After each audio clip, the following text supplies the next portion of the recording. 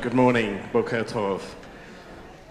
May I welcome you on this second day of our Early Childhood Conference. People are obviously rising and coming to join us as they can, and we're delighted to have you here, and I hope you're enjoying your breakfast. If you were here yesterday, raise your hands. If you are here for the first time today, raise your hands. Okay, people who came yesterday, did you enjoy yourselves? Yes? Is that a resounding yes or just a hesitant yes? Good, good. If you did enjoy yourselves, and those people who have arrived today enjoy yourselves today, let me just remind you that you can do this all year round. And let me remind you, you can do this all year round in your own home, because the online courses that we have for early childhood, both the master's degree courses and the certificate courses, which are all listed in your beautiful packs, are there for you, and we would be delighted to welcome you to our student body for our various degree programs. And that does mean that you can do things both here at the college and in the comfort of your own home. If you've never studied online, do not be afraid of it. I had never done it before, and it didn't take very long to learn how to do it, both to teach it and to learn from it.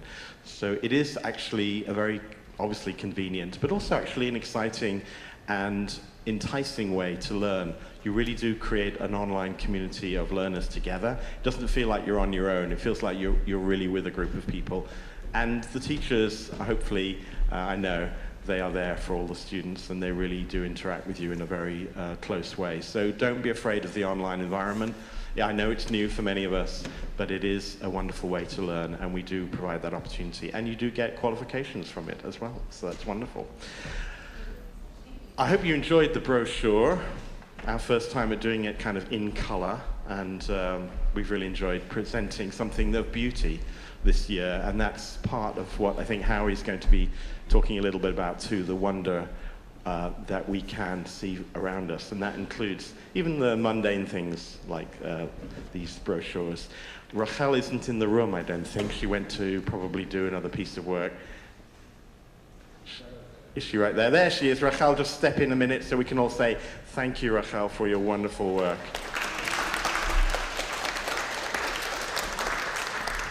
Rachel is assisted ably by Serena, who just also walked in the room. Serena Hertz, thank you for your work too. We have a wonderful Early Childhood Institute. Some members of the faculty are with us today. I saw Marlene.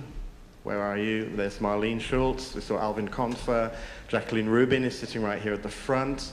Barbara Selwyn is outside. No, she's right here. Barbara is in charge of admissions. If you want to talk to her about any of our courses, please do so at any time. And we have a number of our very special friends here today. I don't want to mention them individually, but those of you who come to be with us again, who are part of our kind of extended family, we're delighted to have you. I'm here really to introduce Professor Howie Jaffe, but I'm not going to read what's in the booklet because you can do that yourself.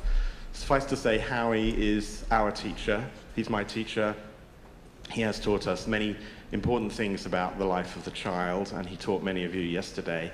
It was at our last meeting that I invited him to come and join us today, and I'm very excited about the fact that we have our teacher to come and teach all of us today. So I'm going to introduce him by use of a story, because I know he loves stories, and stories are so important both for us and for early childhood.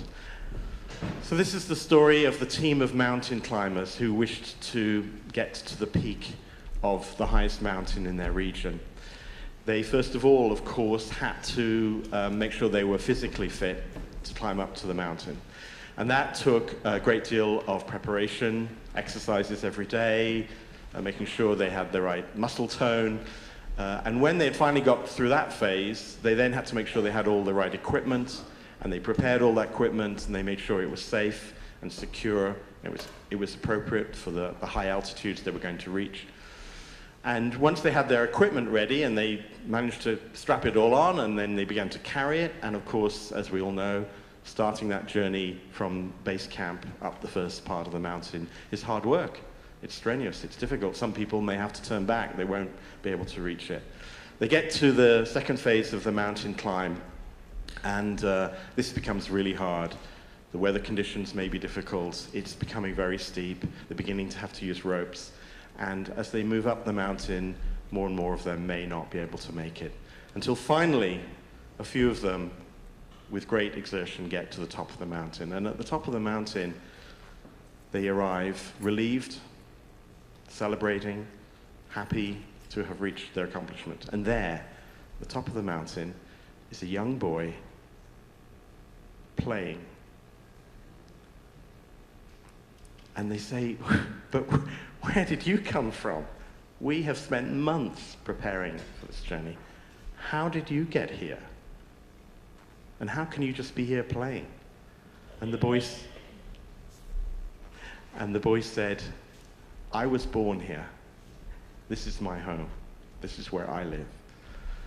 And it's about that. It's about the place where children occupy, the place that takes us so much time and preparation and learning and experience to get to understand, even though we, of course, have been there ourselves, to recall and remember and recount what it is like to be a child, to be in the place where the child is to really understand early childhood education and to understand the spiritual life of children.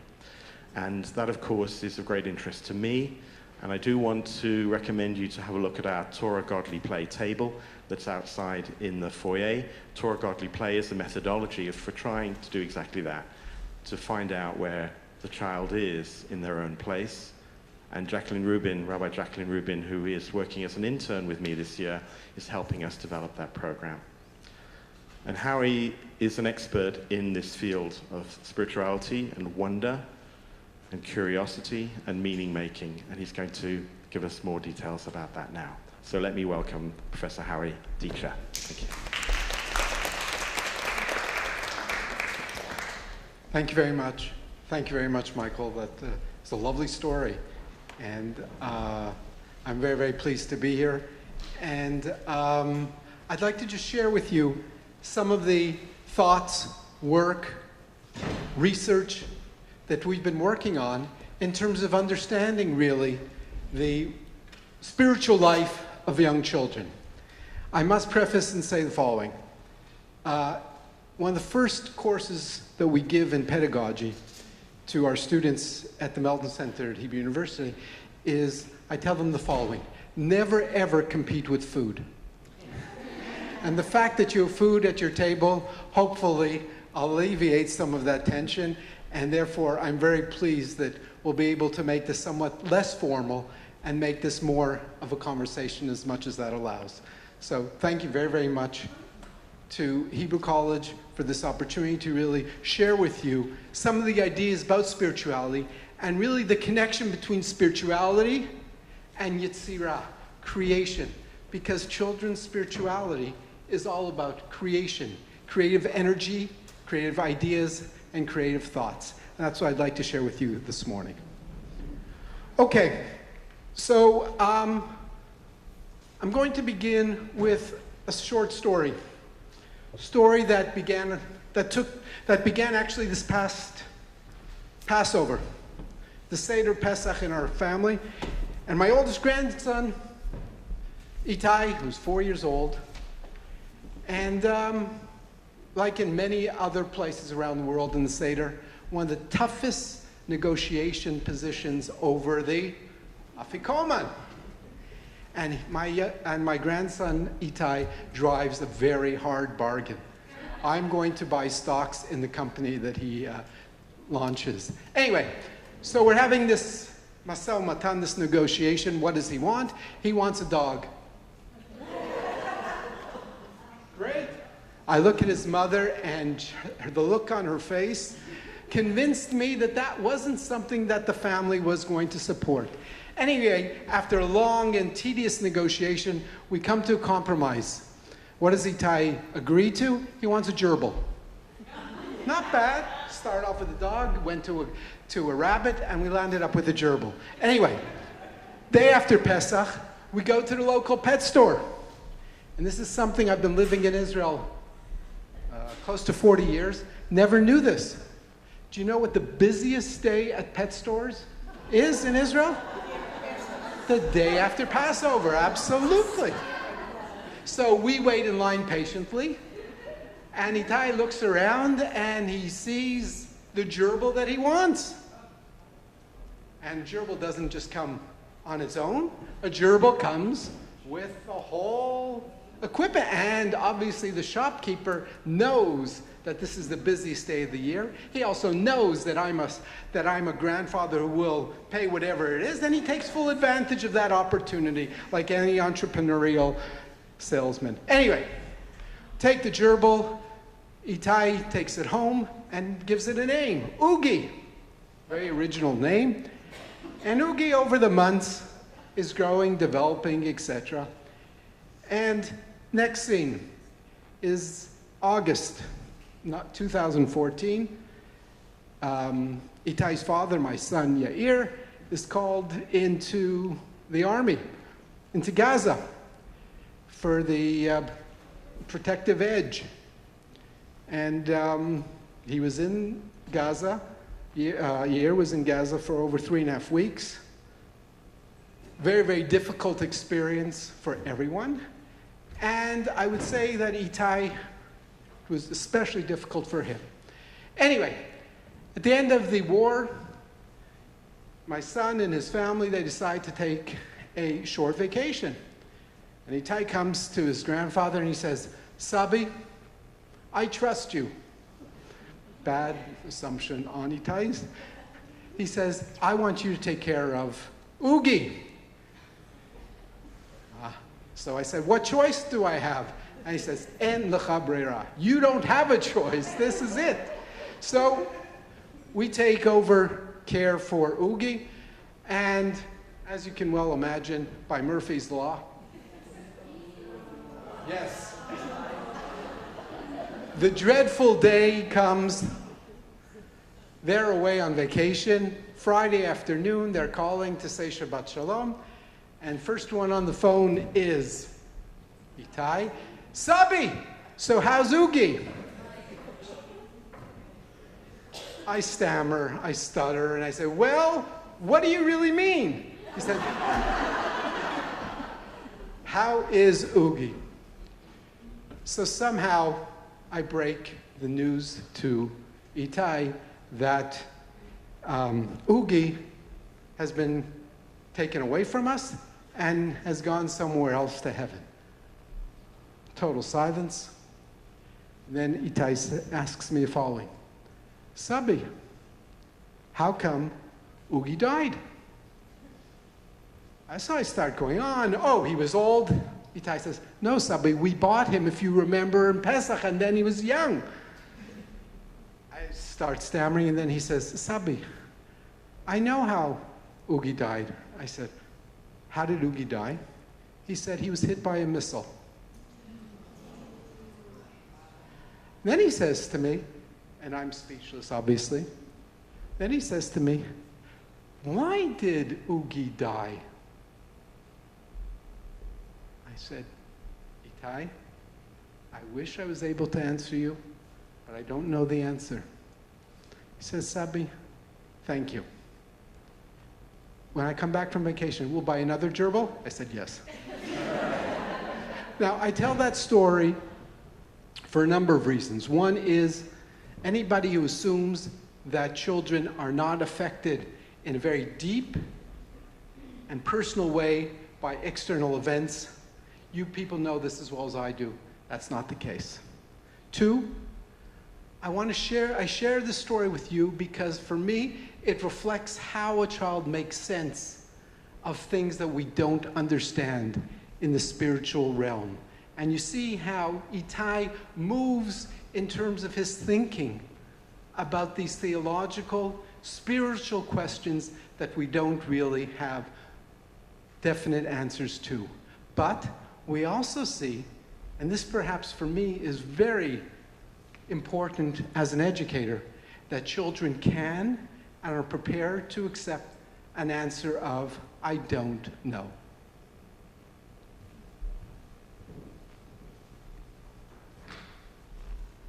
Okay, so we're going to start here with, very quickly, we'll talk about definitions. What is spirituality? So the research is really quite diverse in terms of different definitions, but you cannot get a very clear-cut definition. One that I particularly like is the one by Anne Truesdell. Spirituality is the capacity in human beings for wonderment, for interest in the nature and origin of things, and for considering how one is related to others, to oneself and to the world around us. In other words, it's trying to explore the mysteries that we don't understand. It's trying to wonder, it's trying to ponder, it's trying to understand the magic of life. Sometimes very disappointing, sometimes painful, but that's what spirituality is all about. And there is obviously a difference between spirituality and theology. Theology is related to religion. I'm going to use the term of spirituality beyond just the religious, because I believe that for our children, for our parents, and for our teachers, spirituality is a more inclusive type of term. Rabbi Hugo Gryn wrote the following, and I find this metaphor particularly helpful for me. He writes, spirituality is like a bird. If you hold it too tightly, it chokes. If you hold it too loosely, it flies away. Fundamental to spirituality is the absence of force. I think that's a beautiful, very articulate, lovely idea about how sensitive it is. When we try to touch spirituality and when we try and discuss spirituality with adults and with children, we have to be very careful. We have to be very sensitive because it touches nerves that are very important to our being. This is part of our identity. And therefore, I believe that when we discuss spirituality, we have to understand what we're talking about. And I'm going to mention here something else from the research which I find very interesting. Robert Coles wrote this very important book, The Spiritual Life of Children. He wrote this in the 90s. And Coles there really focuses on the question of what does God look like? What does God say? But Coles, who did some really outstanding work, only touched the surface of theology and spirituality. Today, most of the research is not focusing on how does God look, but rather questions of why.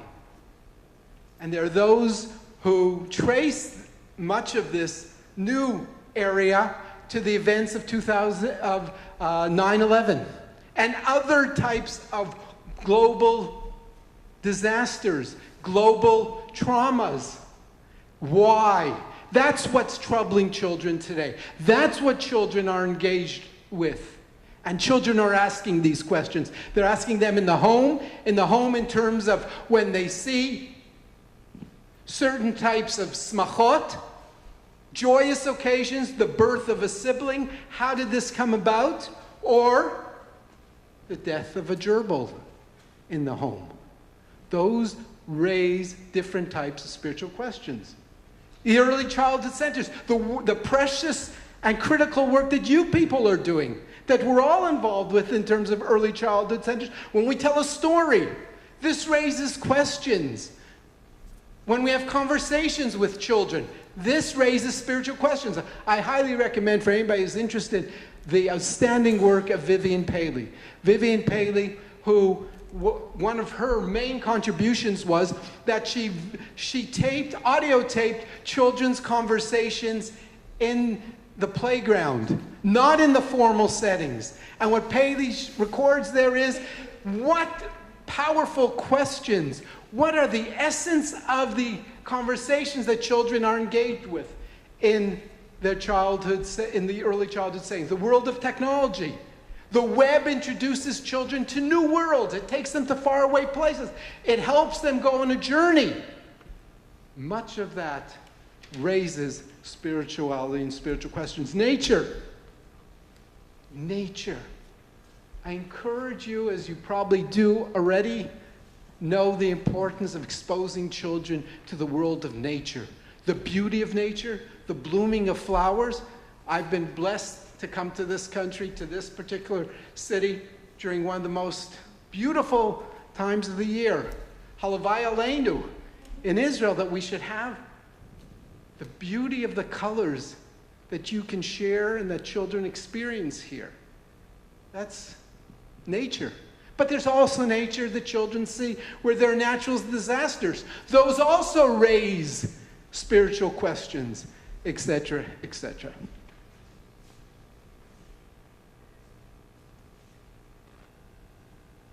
Okay, why should we address questions? Well, first and foremost, it's part of normal and healthy development. We know from a variety of studies that have been done that normal, healthy children ask spiritual questions. They are curious. They want to know what is going on in the world around them. 2, it provides them with a sense of security. Why? Because when a child is able to feel comfortable to ask any type of question about God, about spirituality, about any of these issues, that's liberating for them. That gives them a sense of security because they can feel happy and safe to ask these kinds of questions. It stimulates imagination. The critical element here of play and how we involve children in play about spiritual issues, and we'll get to this in a few minutes as well. But have children use play and symbolic language to express their questions and ideas about spirituality. It enhances a child's sense of happiness. In the Journal of Children's Spirituality, which is a wonderful journal that I highly recommend, they had a whole issue devoted to studies that had been done on what we call a sense of happiness in children's lives. And lo and behold, they discovered that children who are opened up to different types of spiritual questions, they express a higher level of happiness than those who keep these questions to themselves. And finally, it's an essential part of Jewish life.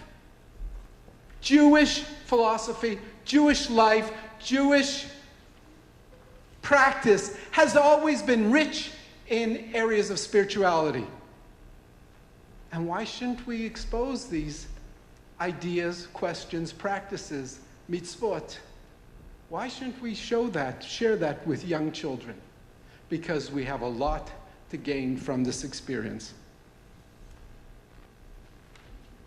Okay, so now, children's spiritual questions. These are some that we've collected over the past couple of years. And I could go on, and there are many, many more. Why are my eyes blue? What are you going to answer? Pardon? God gave you blue eyes. Okay, God gave us blue eyes. Why did God give me blue eyes and not green eyes? Okay, that could work. It could be that your parents have. All of these are, I believe, legitimate and relevant responses. But it's coming from a place of curiosity and wonder. Where did the goldfish go after he died? The same place that Oogie went after I mistreated him. What did we do with the goldfish? Oh, we bought another one. There's a wonderful book that I highly recommend on research in terms of, it's called actually, Where Did the Goldfish Go After He Died? Or Why Did He Flush Down the Toilet? Anyway, but there are research where they ask children, how do you understand what happens to the pet after he or she dies? Who made the sun? Why do leaves fall off trees? Why were children killed in the hurricane?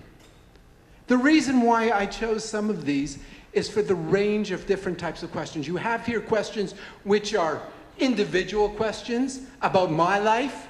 You have here questions which are part of what we call theodicy, in terms of why do bad things happen to good people. You have here questions of creation. You have here questions of nature. But that's the beauty of this, is that it encompasses such a wide range of different kinds of questions. Now, to make this a little bit more interactive, think for 30 seconds of a question, spiritual question, that a young child has asked you.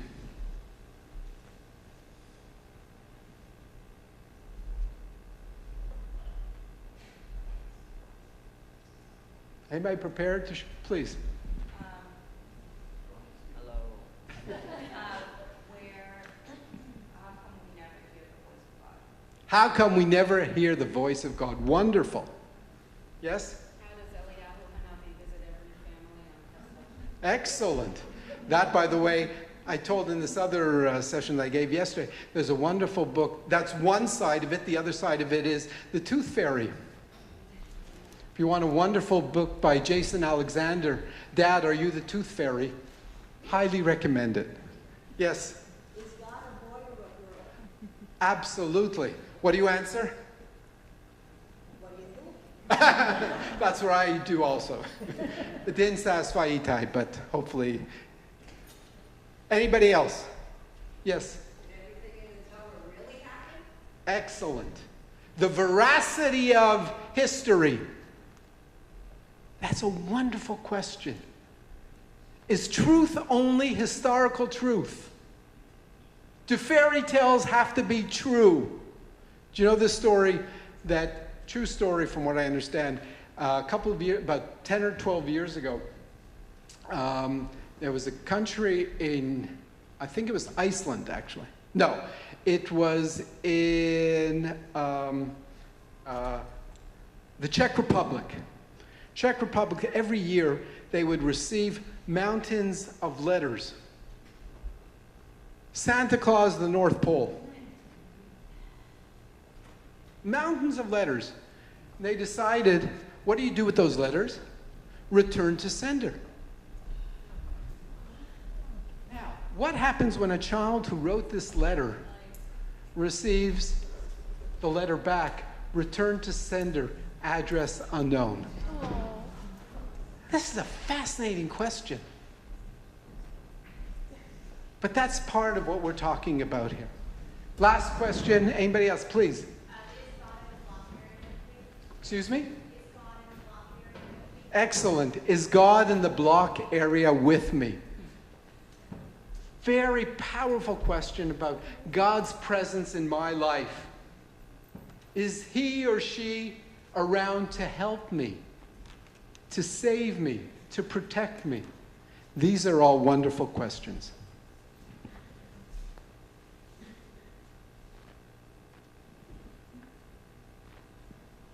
Okay. Now, we're going to go through 2 more slides, and then we'll leave some time for questions and comments. What I like to say is the following. I'm going to have 2 slides now of what I think are very practical, hopefully relevant points for you to consider. One is, how do we talk to children about spiritual questions? One, we listen to children.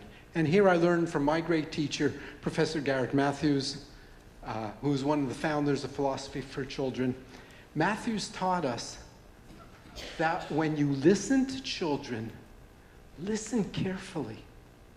Ask questions in order to make certain that you understand what the child is saying, what she or he is saying. Make sure. Robert Coles has taught us something critical. Coles taught us that when he did his research in terms of children of crisis, one of the things that Coles said in his preface is that he interviewed the same children 3, 4, and 5 times each. You know why? Not because Coles wasn't smart, but Robert Coles says that in order to understand the language, the symbols, the ideas that children are using, you need to question them, you need to repeat your questions, not because it's the child's problem. It's the adult's problem many times that we don't understand what the child is saying. So when you speak to children about theology and spirituality, listen carefully. Encourage them to ask wandering questions that just pop into their head. Create an ambiance in your centers that really promote and invite children to think about any question that troubles them and encourage them to surface. Encourage them to ask. Encourage them to draw pictures if they would like. For them to build projects. But encourage them to think about these wandering questions and not to be locked into factual ideas. Because that's the beauty of young childhood. The beauty of what Kieran Egan calls the magic of imagination that so often is stifled through childhood. Engage in authentic dialogue, respect them, etc. And finally, the legitimacy of not having final answers.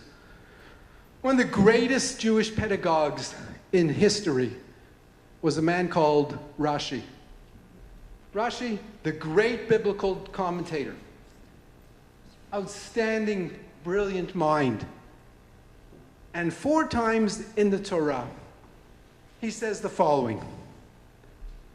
He says 4 words in Hebrew. I'll say them in Hebrew and then I'll translate. Eneni yodea ma melamdenu. Rashi says 4 times in the Torah. He says, I don't know what this verse is teaching us. Now, one of the obvious questions is, Rashi does not comment on every verse. Rashi certainly does not comment on every word. So why didn't he just skip that? But rather, I think that Rashi is teaching us a critical lesson. And that is, sometimes the questions are more powerful than the responses. And never fear saying, I don't know. I don't know what this teaches us. That does not absolve me for continuing to think and to ponder, but I know that there's a question here, which I don't have a final answer. It's something difficult for adults. But from our experience with children, they understand it and they respect it. And finally, I'd like to give you some ideas about how you can incorporate spirituality and theology into your work. And here I borrow a term called everyday spirituality. Everyday spirituality it was written about extensively by Michael Fishbane, theologian at University of Chicago. And Fishbane says that among the most powerful theological questions are those that come up from your everyday life. Your everyday experience. Stories. There are wonderful stories available on spirituality. Some of my favorite are the following. I don't know if you're familiar with Mr. God, This is Anna. Classic story by Finn. Another one is The Perfect Storm. There are many wonderfuls. There's one which, if you're familiar with the PJ Library story, this I use oftentimes. Bagels for Benny. Anybody ever use that? Wonderful story about a child who attempts to find his own way of thanking God and the frustrations that he encounters. But ultimately, he does it in his own way. Walks in nature. Take children out for a walk. Take them out to the places that that takes them out of the buildings. Maimonides has this wonderful statement. He says, do you want to know how to love God? Hitbonen bateva. Focus on nature. One of the things that we've learned in terms of children today is the difficulty of teaching them to stare, to focus. Because the world of technology, with all of its wonderful benefits, doesn't allow you to stare, doesn't allow you as easily to focus. Take a child out and let them look at a flower, the beauty of a flower, of animals, etc. Take them out. Help them explore. Dramatic play. This is something that I learned took place at the Tufts University Lab School, which is interesting on its own. They did a whole project, what they called Beliefs Program. And it came out of work that the early childhood people there had been doing with the children. They'd been reading stories, and the whole question of what is heaven came up. What is heaven? And children were deeply engaged in what heaven is. And this is not a Jewish thing and not a religious setting. But yet this was a topic that grabbed the attention of these young children. And what they decided to do was they gave them the ideas of documentation from Reggio Emilia. And they told children, go out, interview people, interview your parents, interview clergy, interview your priest, interview your rabbi, speak to your friends, speak to your family, and produce something. Produce something physical, document it. And then what they did was they created a certain space in the early childhood center upstairs, which was called heaven, my heaven, our heaven. A space where children could feel like they were in heaven. And it's reported there in this wonderful article about how powerful an experience it was. It allowed children to enter into a world that they were curious about, but they had never been provided with the tools or the ability to enter. And finally, ritual. Many places around the world, as last week in school, an Jewish early childhood center in Johannesburg, and you walk in on a Friday morning or a Thursday morning, and you smell challah making. Wonderful. It's a ritual. That's one. The ritual of baking challah and having a whole ceremony is an outstanding opportunity. But I'd like to go further. I'd like to share with you an experiment that I started in a school that I'm working with, where every Monday morning opens with a Havdalah ceremony, Havdalah ritual. The ritual of Havdalah is so pregnant with symbolism, with the richness of ideas. It involves all the senses. You smell, you taste, you see the fire. So in this school that I work with, every Monday morning opens up in the various classes where the children have a Havdalah ceremony. According to Jewish law, by the way, you can make Havdalah up to Tuesday. So why not introduce a week through a ceremony, through a ritual? Allow children possibly to grow the spices, to help them choose or to make the candles. Involve them because this is so powerful. And what's Havdalah all about? Differences. The importance of differences, the difference between dark and lightness, between different types of individuals, to appreciate diversity. And then at the end of the ritual, what do? Is that the educator invites the children to write down for themselves, what are my goals for this week? How do I want to make this week different than last week? What new ideas, tasks am I going to take on? That's a wonderful ritual. That's a wonderful opportunity to involve children in this whole area of spirituality and ritual. And it's rooted in the tradition, and it opens up many new types of possibilities. To conclude, which I am. To conclude, I want to encourage you people to think about the power of spirituality. I want to encourage you to think about children's questions, the hesitations that they have. They are asking the questions. It's our responsibility to listen to them, to understand them, and to respond in ways that are meaningful to them and understandable. Thank you very, very much. Howie, thank you so much. Thank you for introducing us to this whole world at the top of the mountain that we can experience with the children that we have the opportunity and the privilege to have every day. There's going to be more time to talk to Howie. He's here all day, and he's doing a session at 11, so please feel free to learn more from him and to come and speak to him afterwards. I know we didn't have time for more questions, but please do come and ask them.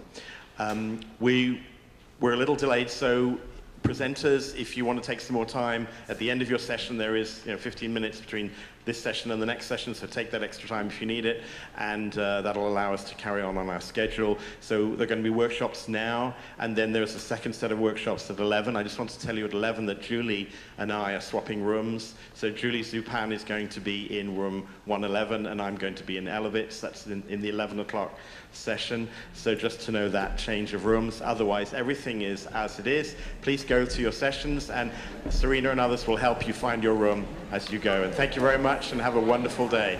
Boker Tov.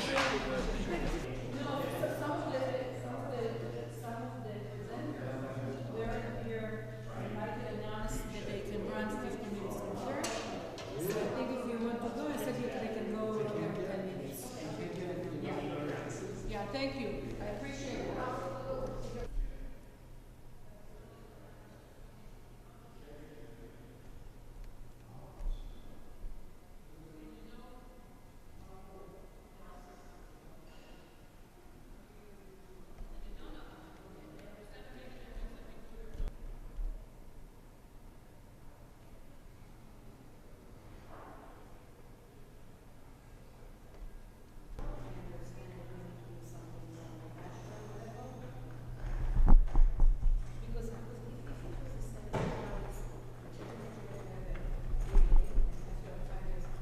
Things I probably did when I was little, but as soon as you say it, this visual image comes in my mind.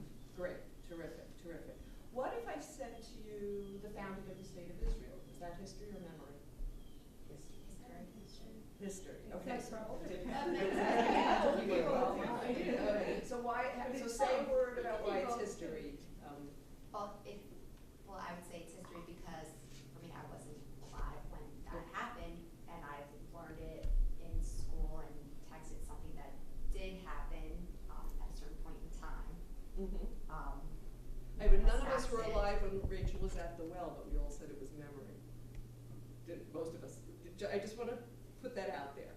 So is that the differentiation, if we're alive or not alive? I think sometimes it is. I think it also, I guess I probably didn't say history for Rachel as well because, I think history, what we read in a textbook, and part of it is what the world sees as being history. Okay, The great. State of Israel's, that's taught in all different schools, and just like when America, Okay, it's fact. great, great. That versus just, a belief. Okay, all right, great. Other thoughts about the founding of the State of Israel? If I say to you 1948, what does that mean to you? The founding of the State of Israel. If I say to you 1967, what does that mean to you? The war, the Six-Day War. Some people, is everybody with me, or is some of these concepts, like you don't know what I'm talking about? You're with us? Yeah. Okay, you just have a look on your face. I was just about to say what you said. Okay, what about, if I say Operation Magic Carpet? Anybody know what that is? Isn't that the Ethiopian Jews? No. Close. Something like that. Something like that. Operation Magic Carpet. Does that sound history or memory? Sounds like Memory. It sounds like Aladdin. It sounds like a That's what I Disney thought. movie. It But it's sounds- memory, because it's something that happened. Right, so we're sort of feeling like, sounds familiar, sounds like something that I know historically about Ethiopian Jews coming to Israel. Sounds Disney-ish, magic carpet, we're on it, and we can. It was kind of parroting as I was doing this. I remember my teachers, my aunts, people who I'm very aware now that when I was playing teacher, that's who I was. Well, glimpse into your future too. That's so fun. Anybody else? I was usually an indoor kid and playing Barbie dolls and reading and whatever, but when I got the prompt, the picture that came into my mind was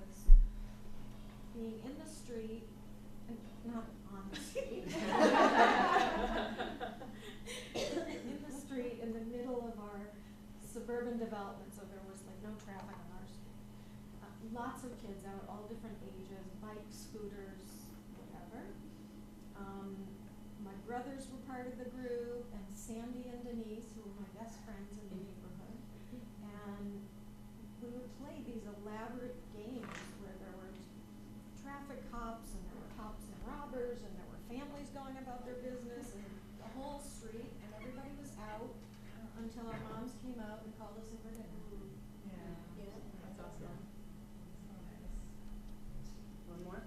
So I grew up in Israel, so the play was completely different than nowadays. So I remember just being outside, jumping jump rope, and actually one game that came to mind was, you know, the elastic that you have, Chinese you know. jump rope. I don't know what they call it here because I never saw it here, but Oh yeah, I was going to sneak in the back here, but And every Friday, just giving a little synopsis of Parshat HaShavua. So if you have the luxury of, you know, spending time on creation, this might be some great ideas. This might be a great idea for you. Okay, so I'm pushing this button. In the integration. Okay, so the first day when the kids walk in the morning, we have totally turned the classroom upside down. Some kids are oblivious to it. Other kids wonder what happened, or how did this happen, who did this. We try not to make it a big, you know, a scary feeling that, you know, somebody came into our room. You know, we try and just tell them that there's a reason why the room is like this. Some kids try to play around it. We take the morning message, we mix that up, they notice that. And wait a second, and they notice that. And then we have a talk with them, you know, after several minutes of experiencing this upside down, and the attendance cards are upside down. Then we sit and talk about this mess, this giant mess. And we get, you know, words from them, how does it feel, and all those things that go along with it. And we sort of introduced the word chaos to them. Some kids come, you know, it's happened that it came from the kids, but if not, we kind of put that word in there, very chaotic, chaos, tohu vabohu. It's almost like tohu vabohu. And then we talk about how we need to clean it up. And the idea of separating out in order to clean up that big block corner. We have so many different items in there. How are we going to do it?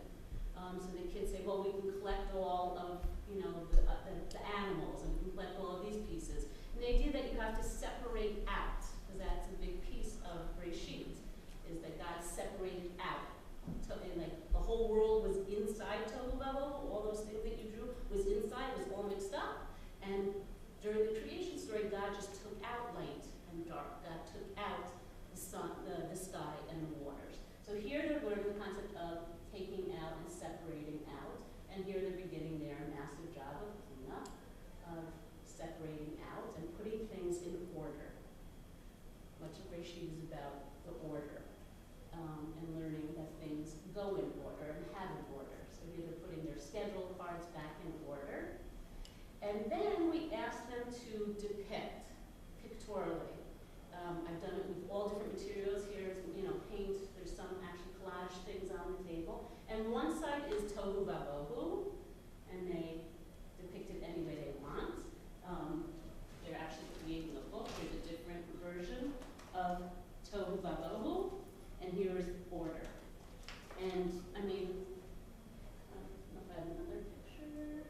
Yeah, here's another picture of this child's rendition of Tohu Vabohu and order. And those, like, the circles that he drew are the boxes, and he's putting things in the box.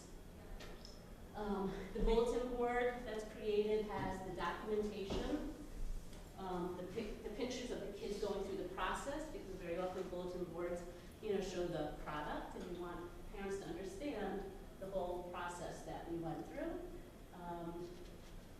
And we integrate it in other areas of the room. So here we have, you know, sequencing cards in the literacy corner.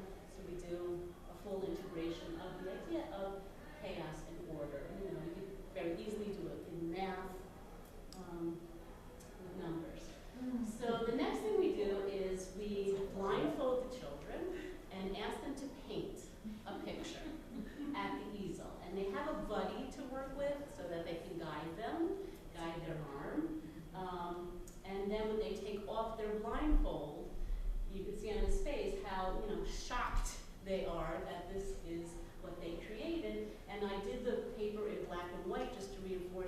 and dark concept. This is the bulletin board. We ask them how they feel. There's the book. And those are the quotes that we have in there. And in this little girl right here, Molly, she wrote, "That's why God created light, so God could see." And that's what we want them to get, the idea that that had to be the first thing God created, because otherwise he couldn't create anything else. God couldn't create anything else. Again, the bulletin board goes up. So here, they're getting ready to make their next page in their book, and we have an exercise good for their fine motor skills. Their hand is separating out with tweezers things that are yellow and blue, yellow and black, the light and day, and there's markers and there's all kinds of stuff. So that was like a great activity to do. And then we have them make the illustration of light and dark. Over the years, it's evolved. You know, it's open-ended. Some people just want to use black and the white paper. We did black and yellow. We do a lot of, you know, at that point, shadow stuff. You know, we have smart boards. The kids come up with their hands. They make shadows. Just a lot of experience in light and dark and shadows and what you can do. So that's like just a full body experiential learning experience. So the second day is the Shamayim and the Mayim, which is probably one of the more difficult ones to bring into the room. I don't know who had, I had that ball, and I wasn't thinking. But you know, it's kind of hard to bring that in to the classroom. So we created what we call these rakia watchers. And it's just a piece of lamination with paint chips that you can get at, you know, Home Depot. And the kids choose colors that they think that they might find in the Shamayim, in the horizon, right at the rakia. You know, if you've seen a sunset, and we had books, and we had, you know, that had beautiful pictures of illustrations as well as actual sunsets and sunrises. And the first year we did it, the kids just like really laid down on the grass, which I don't know if I have a picture of. No, I don't have a picture. The first year we did it, we laid down on the grass and just kind of watched. You know, you think these things are magical, by the way. And they, you know, put it and they watch for colors. And you're not seeing too many colors during the daytime when you're, you know, when you're at school. They didn't care. Like if it was a dark, you know, sort of a rainy sky, they saw the grays and the whites and stuff that they had around. And they say, "Oh, I have that color. Oh, I have that color." And we were lucky enough, we were working in Greenwich, Connecticut, that we were really 5 minutes away from the ocean. So we actually took our class on a field trip to see the rakia. So we did tefillot, we had tefillot on the beach. And here they are standing with their rakia watchers, like really watching and seeing what colors they find, and if they chose one of those colors. Again, it's a little bit of magic because we all know we're not seeing the sunrise and the sunset, but we did say, you know, take these home. You can take them, you know, when it's sunrise or sunset, you know, go outside in your backyard, you know, ask your parents to take you and use your rakia watchers. Then they come back to school and they make the illustration for their book, which, you know, different years, different materials. Are you on a page lane? Oh, there you go. So there's, you know, a lot of blues. A lot of blues. This is interesting that you have. Yeah, right. So this is just, in their book, we Xerox right onto, it's the paper that you use for overhead projectors, transparencies. Yeah, it's a certain kind of, not all printers do it. I think it's a laser printer that you have to have, otherwise it comes out a little smudged. So we wanted to put the words on the paper, we didn't want to cover any of their paintings. We want something transparent, so we did that for that. And this year, again, this program has evolved. We did like class collaborative posters, big signs that we hung up. It's evolved into each kid making their own book, but you could do it collaboratively. Day number 3, we brought dirt into the classroom. They glued with dirt, they planted, they had cars and shovels, and you know, we just got big bins and you know, we bought bags of dirt and brought that in. We went out and we collected all kinds of things from outdoors, and here's some kids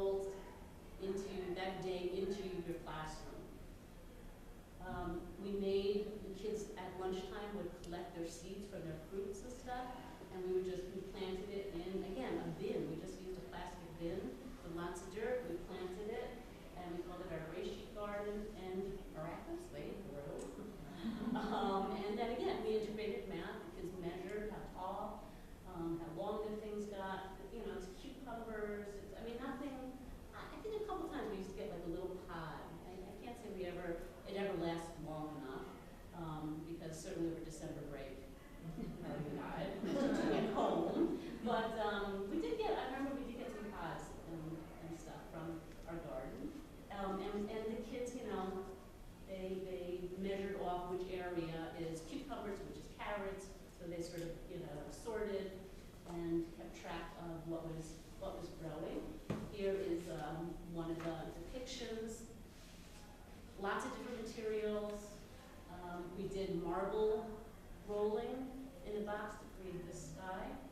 I just wanted every day different kind of artistic experiences as well as and this was, we did it like every 2 weeks, I think we spent on. A lot of books we brought in during story time. We read books that had to do with the land, trees, flowers, and stuff going on in the classroom in addition. This is a collaborative work that they're working on the year that we did it that way. Oh, there's the outcome of it. A lot of collage materials, their imagination. Day number 4, again, a tricky day to bring into your classroom.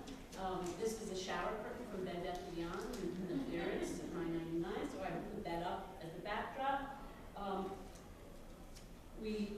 Some years kids think this was their fascination, and we spent a longer time, and we actually made the planets, paper mache them. We made an entire solar system, depending on, back when kids really, really got into it. We took a trip to the planetarium as a really nice way to bring that part of the world in, and this was the year that the kids really got into it, so we made a rocket ship and blasted off.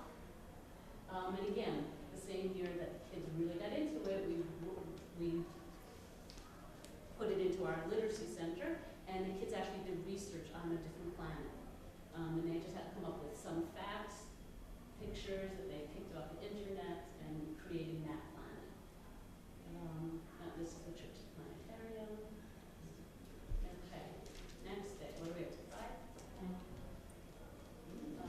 Again, a little bit of a tricky one to bring in to the classroom. Definitely books, birds and fish, and everything else. We took a trip to help me with saying the word, never say it, arboretum.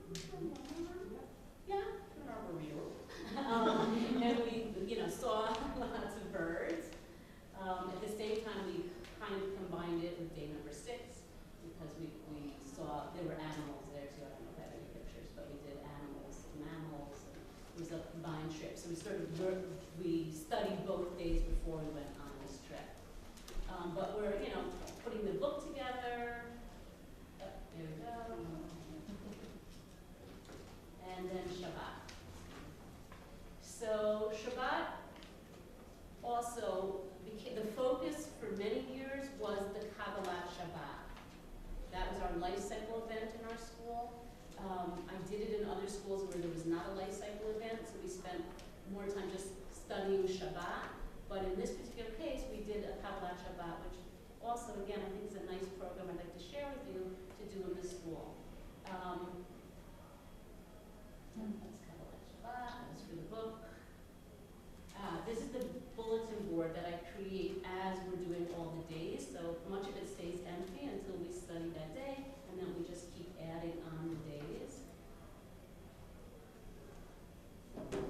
Okay, so at this point we're ready for Kabbalat Shabbat. And what we do is we have what's called Yom Etgar, which is a challenge day. We want children to understand the word challenge. What does that mean? Is it a negative? Is it something that just can't be done, or is something that is doable but is not so easy to do?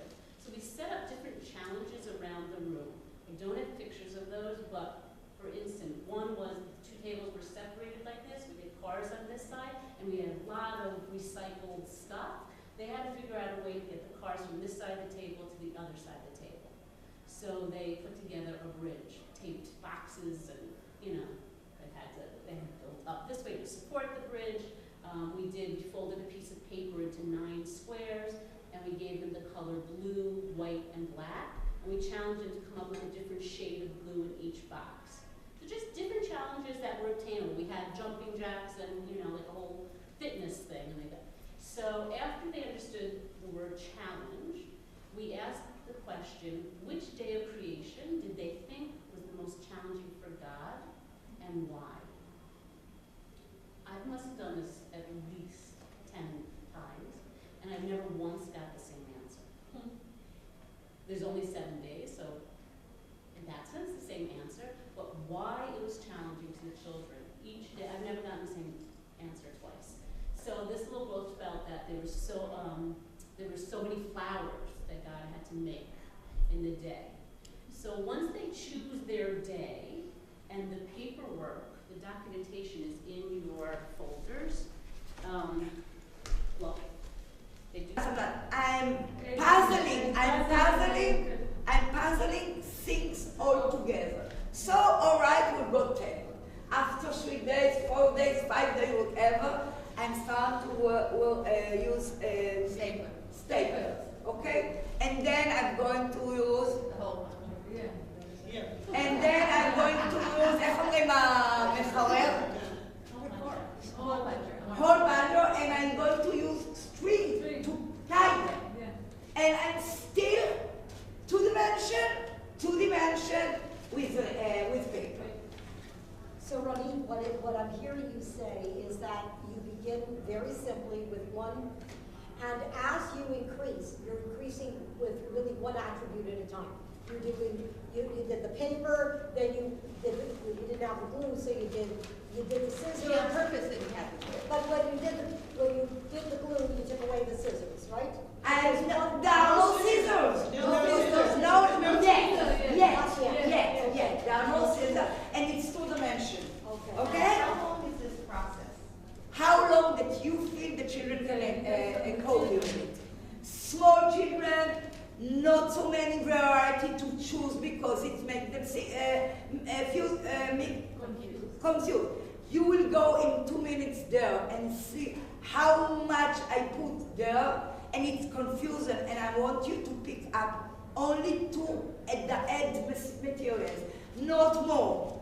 But you can find what qualities and what תכונות. Qualities like just features for each of them. And the textures, the sound, the smell, the feeling, whatever. And this is one step, and I stay with Malka's way of thinking. Is Malka Hassan Israeli? Yeah. Is H-A-A-S? I'll send you her. Okay. Just ask, give me a list tomorrow, I'll send it over. Okay. This was the beginning of the year. I'm not letting them scissor yet. I love tearing scissors. I love children learn how to tear. I'll give you the look I gave yesterday. I'm coming from kinesiological. I'm a therapist with kinesiology. And I figure out when I turn my thing that I'm left-handed. Let's see, lit by your art, the Dominic hand of me.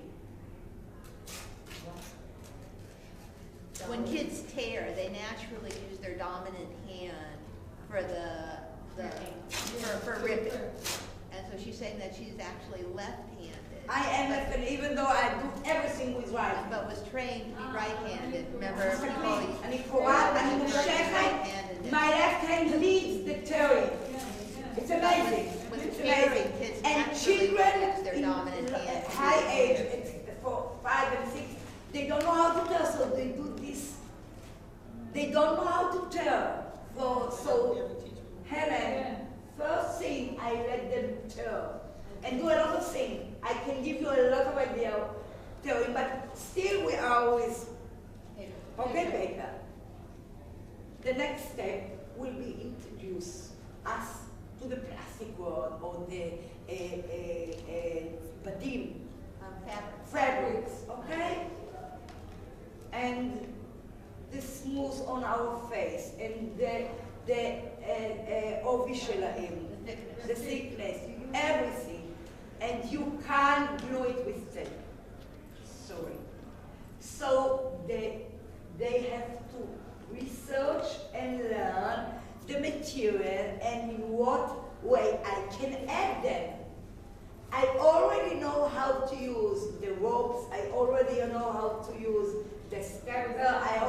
I know them because this is the tool that Helen God gave me already for the last 2 months. Now I've got a new material. And I would put the material separated to the paper and then add it to the paper. That it goes like this. And then I put in plastic. All kinds of plastic. Plastic bag, plastic, I don't know, 2-dimension, all right? When you do this, do you do it as a, like you did with us as a group, get up, move around, feel it on your face? Do you do that as a group, or do you kind of leave it out and allow the kids their exploration? That's so minutes. My way of working is going into the centers. My supervisor, which is one of the best friends we have, I know her for 42 years, always ask you, how come you're not gathering a small group of children and teach them? My way of working is to go into the centers that offer seats everywhere with the blocks and raise her up with her activity. And there is a מעורבות משתתפת. Activity? No, it's not a מעורבות. Involvement, participating. As an adult, I can sit with some of the children in this area, in this center, and just do what I'm doing for myself. Not for Nomi, not for Ofer, not for Ellen. Just do it for myself. But they can see what I'm doing. And I'm talking to myself as well. I'm talking, oh, it's so smooth. Oh, I can crack it. Oh, I can tear it. And and first of all, they've got the okay for me to do whatever they like, to search it. So you can do it like I did now. You can do it like participating, active, as an adult going into the center. You will find your own way to introduce the children to the materials. So you can ask them, each one of them, what you can do with her. Whatever. You can do whatever you like. The main thing that they know the material. Now I'm talking. You go, take your nice friend, new friend, find out 2 other friends, and you've got how much? I just want a clarification question. So this is our friend. We worked with it. You introduced different ways of working with the paper over time. Then you said you added fabric. No, fabric is way out. Way out. But when you add the fabric, do you still have the paper available? Right. So what you're doing is you're adding Layering. You're filling your center, right? After half a year, you will have all the materials. You hold all the tools that combines them together, and you and this is innovative. We are living in a very inspiring world where they've got a lot of materials. Let's play. This is kind of a play. I'm not talking about, it's learning, playing, creating everything in the same activity. So go ahead. One is multiple. The first one is multiple. You can use the crayons and you can.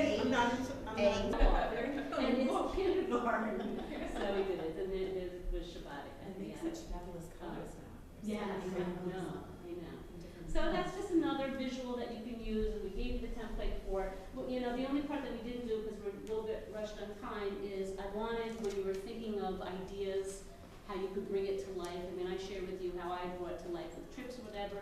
I sort of wanted to fill out, us to fill out this paper. Maybe we'll have time at the end to see, but I don't want to take away from Lorraine's portion. Okay. So, Can I just share how I started twice my creation? Sure. Units. One is the children drew on butcher paper, chaos, just color, color, color, color. And each day that we did creation, also over a longer period of time, we cut out from the chaos and put it in that day, so that eventually it was all used. Oh, so nice. For creation. And then just this past couple of weeks after your idea brought me to where I was going to go with it, I just crumpled a piece of paper and said, what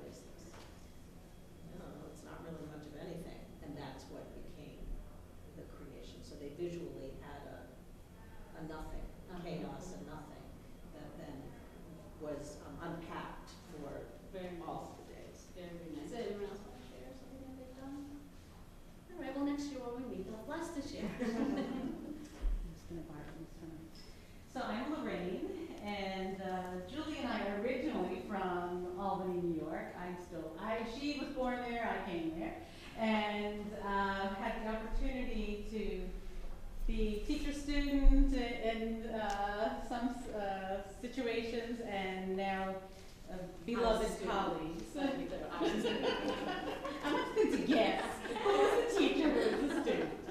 So I taught kindergarten for many years at the day school in Albany, and I developed a curriculum that was very hands-on and very much involved the kids' participation in learning Torah through an experiential approach. So anyway, one of the ways that I taught creation was I used that song that you were listening to as you were drawing your, decorating your balls.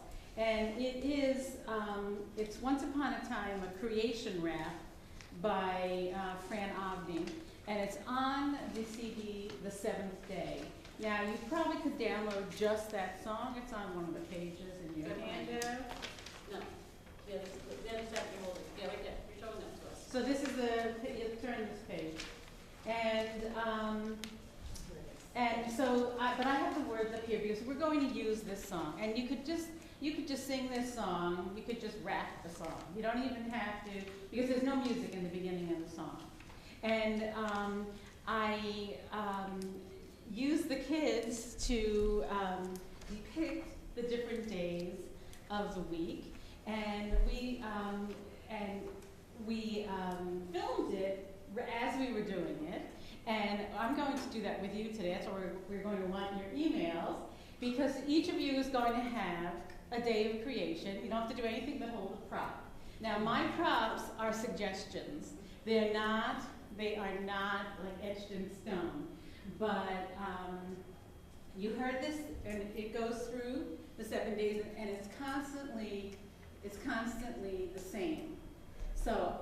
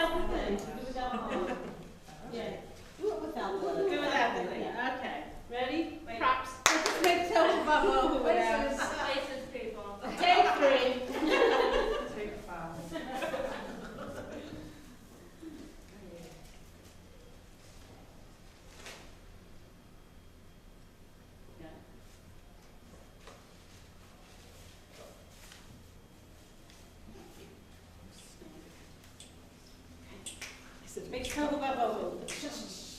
Tohu vavohu. Everybody please. Once upon a time, it was right at the start. The Lord said, I'm gonna make light and dark. The Lord said, it's the first day, and I did very good work today. Once upon a time, it was day number 2. The waters were parted, the heaven came through. The Lord said, it's the second day, and I did very good work today. Once upon a time, it was day number 3. The land really reared all colors.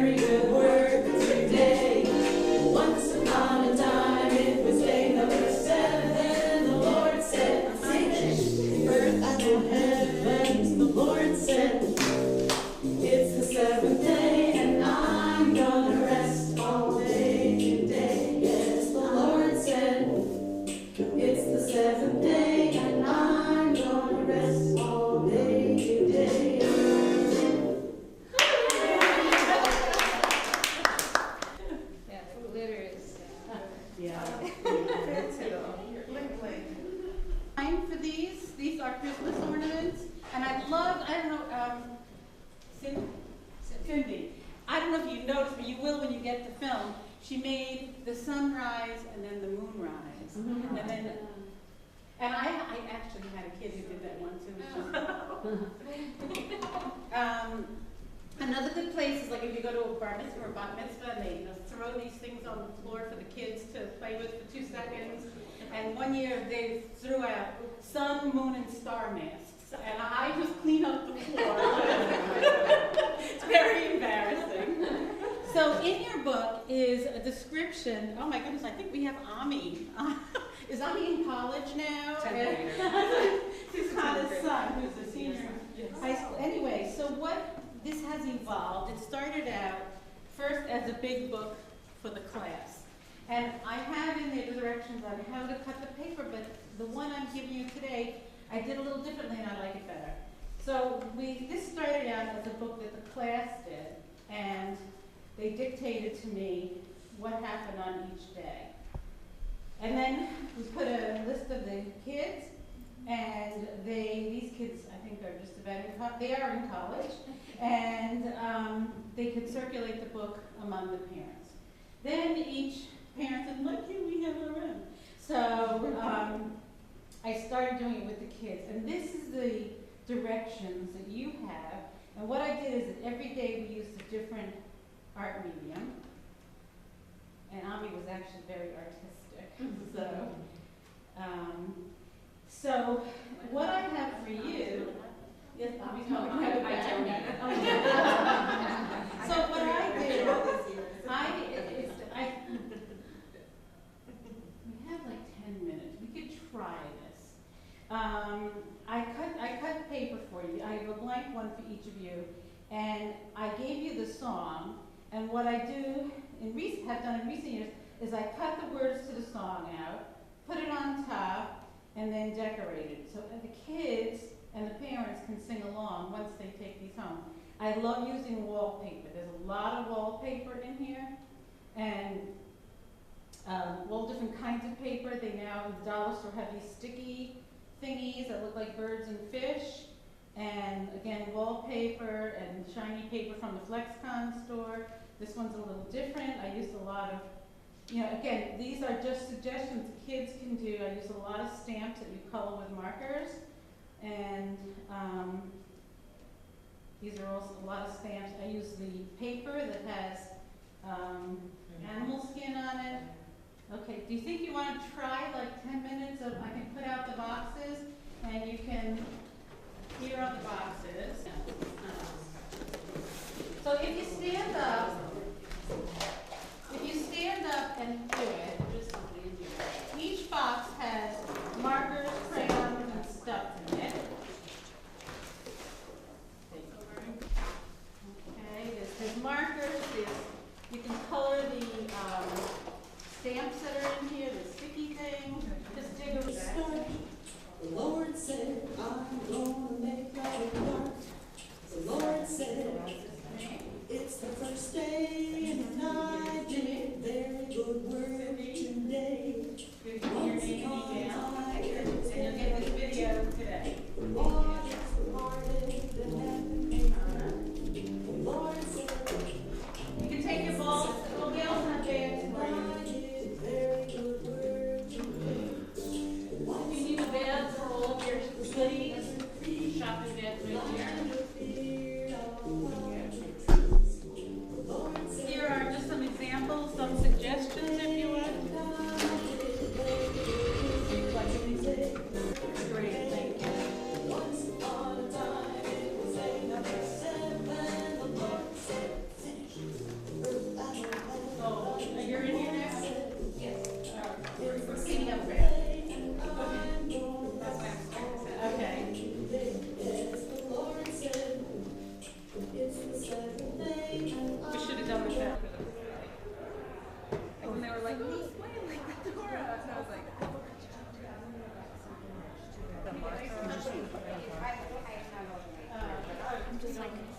You want to take, when you take it up, I don't know. You want to take stuff and just glue it, take a glue stick and take So keep going, and then you'll just walk into his Yeah. with a black. All right, I'll see you with just throw your scraps out and we can. Yeah, so this was the book I did this year in my school, as opposed to that giant book, which was sort of had to pare down and keep my sheet to 1 week. But I have to do Prashana Shavua.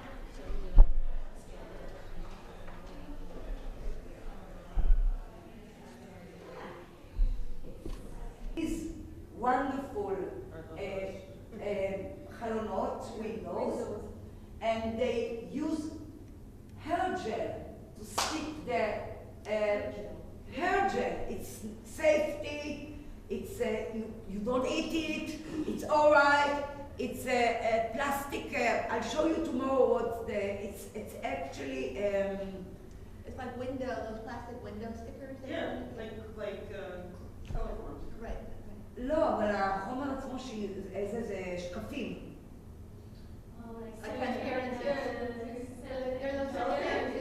Okay? It's a little bit stronger. Cellophane you're talking. Yes, and they did their own composition on these things. On another project, I used these windows, I'll show you, But you to buy draw. those shapes, right? You buy those shapes. Ways of drawing. Helen one side, Nomi the other side.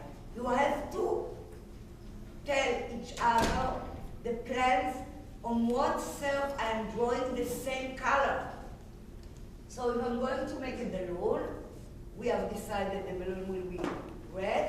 We have to paint it on both sides, all right? Or you could each do a different side, and then when you look at it, you'll get a different color. Right, but it makes you crazy. But it's also cooperation. Cooperation, and it's the aim of the activity. What activity am I doing here? Okay, this is Maggie, if you know her. This is the place that I was talking about, Pinat Mitzrafi. That's the place that we filmed already half a year later. You can see it like this. So every material was already here after half a year. But in the beginning, only this material. Okay. Shall I show them the cave? Yeah, that's really neat. And then we'll go on to the next step. It won't be creative, it will be... So, cave, the program was on 3 levels. First of all, the development of mankind, of megurim, residents, all right? First of all, where they live, how they live. okay, first of all, the cave, then in the tents, they were going from one place to another, looking for water for their ships, and etc., and then settle down in whatever, okay? That's one level. The other level is the art level. So we use the old wall drawing from the cave, and we called it, we draw what we see, right? Because the ancient person in history didn't see dolphins. So you wouldn't see dolphin on the cave wall. He did see whatever, lions or giraffes or whatever, that's what he drew. And another thing, he didn't know how to write. So the imagination to fill in the blank spaces. You know, like there's what it says, but then wait, there's a lot that's sort of sketched out, that's an outline. It's not really a full-blown story. And so how do we imagine some of those details ourselves? The characters, the place. And then there's also the step of looking to see what has been written about this, and there's of course a lot written, and you know, what have been some of the old teachings, the classical midrashim, and then finding our own voice to tell this story and telling it. So very quickly, I want to just give you a little taste. Minutes. Minutes. Things start and stop.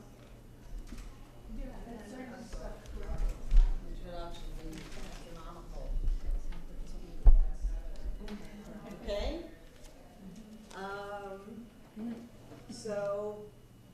else do we have that's set? I want, we've been spending all, it's so creative and it's lovely and we can do this and we can do that. But what, I want us to think a little bit about what's the bottom line? When are we so creative that we've lost Judaism? I think this is really important for us to put forward to the people we're working with, to say, yes, we are going to be very creative around these pieces that we know are our structure, that are our scaffold. And it's going to be different in every place. It's going to be different for every family. But each institution has to decide also, what are those bottom lines? And, where do you make sure you're taking a stand? So I'm just, these are just some of the places that you might, some places might or might not.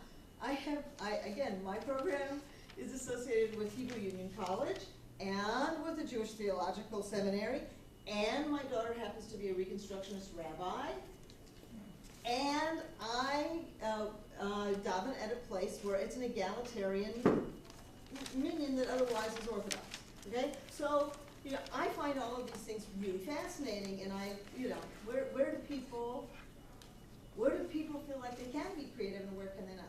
There's something else that nobody's mentioned yet that I'm thinking about. Okay, Kashrut, was that it? I was thinking. No, but I like it. Like all the God. I am not a one-right answer person, as you know. Okay, okay, ideas about God. We've got an example of that this morning, right? Because when someone said, why are my eyes blue? One of the responses was because God made your eyes blue. That's a bottom line for that person probably. Okay, so ideas about God, and I do write God this way because that's one of my bottom lines. What else? So the question is, what gets in the way of us teaching it all creative? Also, there's like... Now, that's not the question. I'm really glad you said that. What I'm saying, what I want to point out is, what are our creative constraints? Lots of times we know that the constraint can help us be even more creative. Because when the whole world is open, it's like, hey, what do I do next? What is it that we have as a framework that we work with? Deciding what those things are, what those bottom lines are. Anybody think of text? What's usually a bottom line text? It still wasn't the one I thought of, but I just don't know. Okay. I'm actually going to have to check. This is fascinating. Okay, the one I'm thinking of is prayer. Tefillah. What blessings do we say? What blessings do we not say? I have sharing. Great.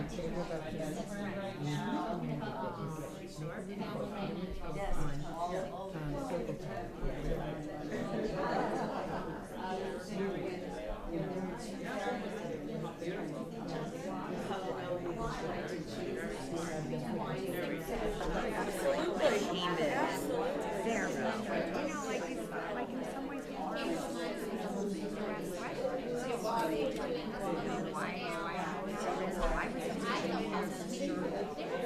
you want to hurt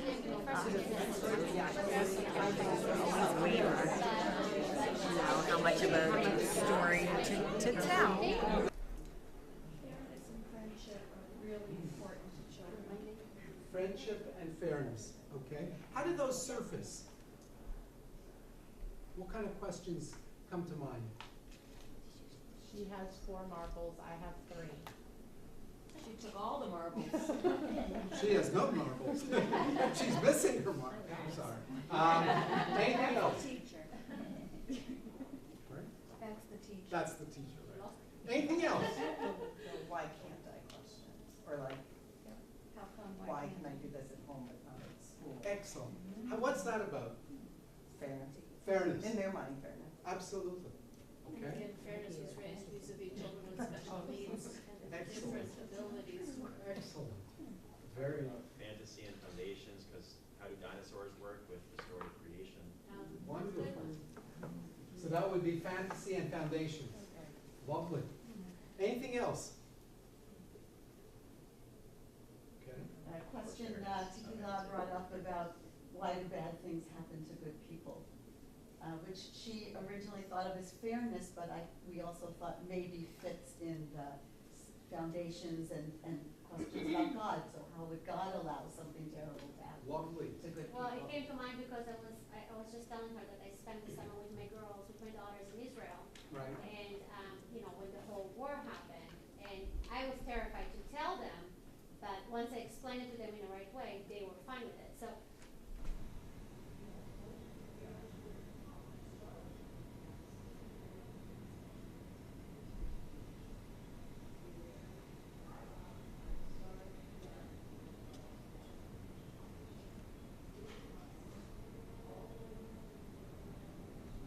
Finish finding out the one that you like. Yes. I like so many, it's very hard to take. I know. It's very hard. Confusing. That's why I like to choose two kind of paper, not more. Are these the same artist? Yeah. It's called Dita Leon. She is fabulous. I love you her work. should see her, Google her. She's lovely. She's from Latania. I should have brought her real exhibition, and the day she put all the material in the car and the way to my place, somebody from the municipality said, we don't have any insurance, so I called her and she'd take it back to the studio, and I never got them. Because I didn't have any insurance. We all selected the 2 or 3 that we. Okay, Yes. so let's gather which we don't like. Maybe the other group will need them. We love them, but we can't choose them. All right. Yeah, these are more complicated. So let's spread the one, and now we have to choose in between. These are almost the same. We could. 5 and 7. Let's take twice. Yeah. Okay. Okay. I was thinking landscape. Yeah. I like that. Nice, I like it. Let's get You like it? Put it on the. You like it?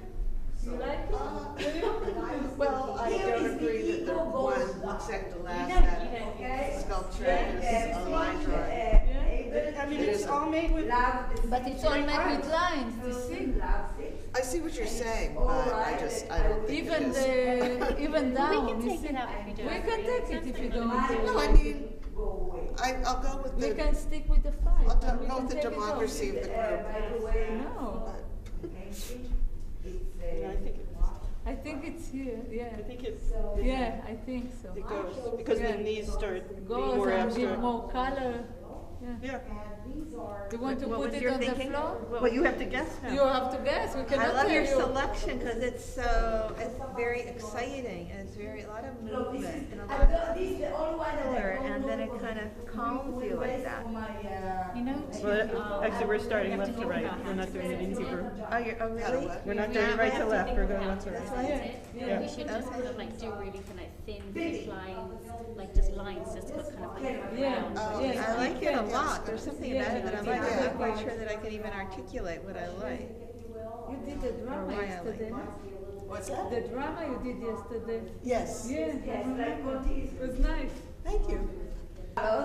It can be composition, it can be open composition. This is an open composition. This is an open composition. That means when I'm cutting out the frame and I just let it be there, I can keep on going the painting because it's open.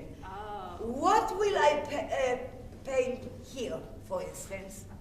The other part of the camera. Okay, this is an open composition. This is an open composition, so it doesn't have to be a subject. It can be. No, we can you bring us the list of the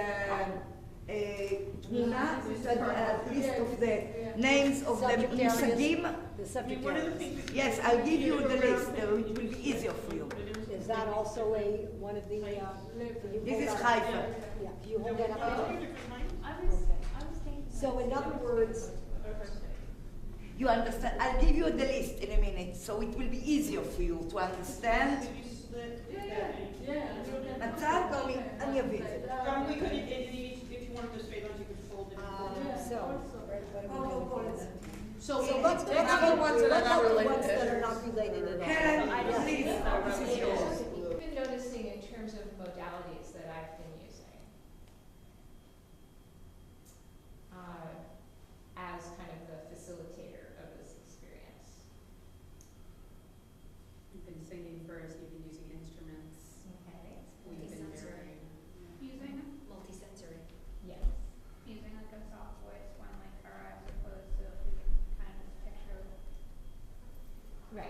guided visualization. Giving like enough information to paint a picture, but not too much, where you can still kind of create your own picture in your head. I'm sorry.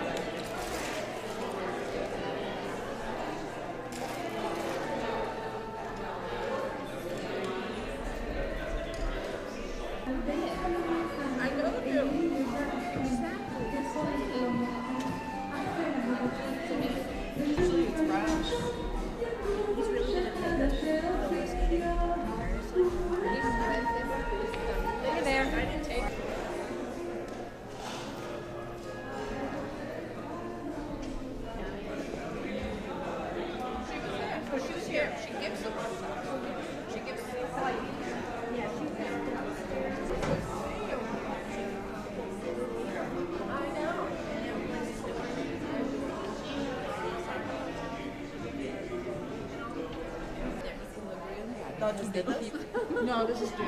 You know what they say? You never know, like, you know.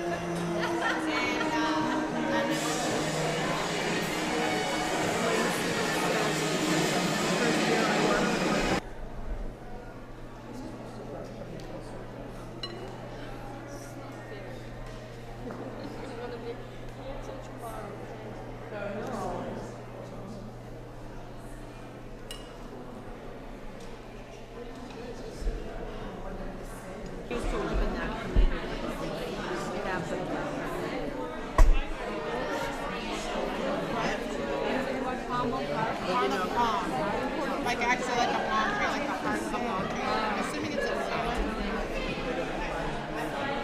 until it doesn't work that way for this class. Anyways, I'm doing a quiet room.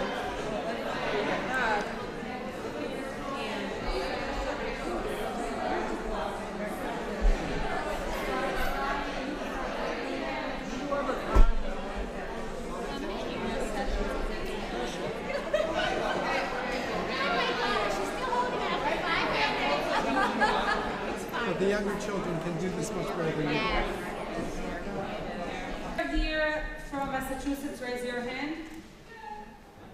Majority. If you're from out of state, please stand up. I knew that there are less people, so. Excellent. So if we can go around and you just tell us where you're coming from. Texas. New York. Yes. Well, that's fine. Over there. New Hampshire. well, with my business partner Billy, but Alan Edelman had hired us to Virginia. come. Albany, New York. Over in Park, Kansas. Yay! It's a federation. And we do have some people from Israel. Who is from Israel? We have 2 other presenters. You want the context where the further? We also had 2 presenters. One was here last night, Jen Glaser, she came from Israel, and our teacher that had to leave to another session, but he was the speaker this morning, so many of you met him. So we're very pleased to have people from close by, but also from farther. Hebrew College we're trying to reach out to educators in many different ways. Some of it is true. From the shortest time that we can have you is for workshops.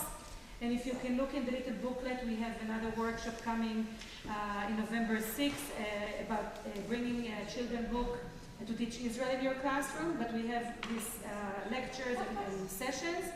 We also have the conferences, which is about 8 hours of professional development. But if you really want to get deeper, we have certificates and we have a master program. And we also have Israel seminars that we go and we learn together. So if you are inspired and if we manage to teach you one new thing today or yesterday, and you're thinking about it or you think about somebody at your school that is interested in that, please come and talk to us. Today sitting with us, Marsha and Barbara, if you can stand up. They're from our admission office. We also have some legacy fellows and CJP fellows, and with iCenter, some program about Israel. So if you're interested, please contact them. We also have some of Hebrew College faculty and staff, so if you can stand up, we're glad to see you. Marion Gribitz and Susie Rollinson and Marlene Schultz, and I don't know, and we have Rachel Edelman and Sigali Davis. And Michael Shire, our dean, is going to come in. So if you want to talk to us about more specifics, so please do that.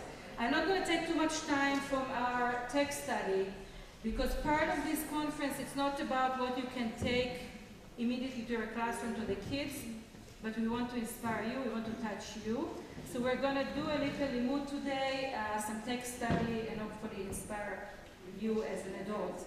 So I'm going to give the stage to Rachel, another Rachel, to do this teaching. Welcome to Hebrew College.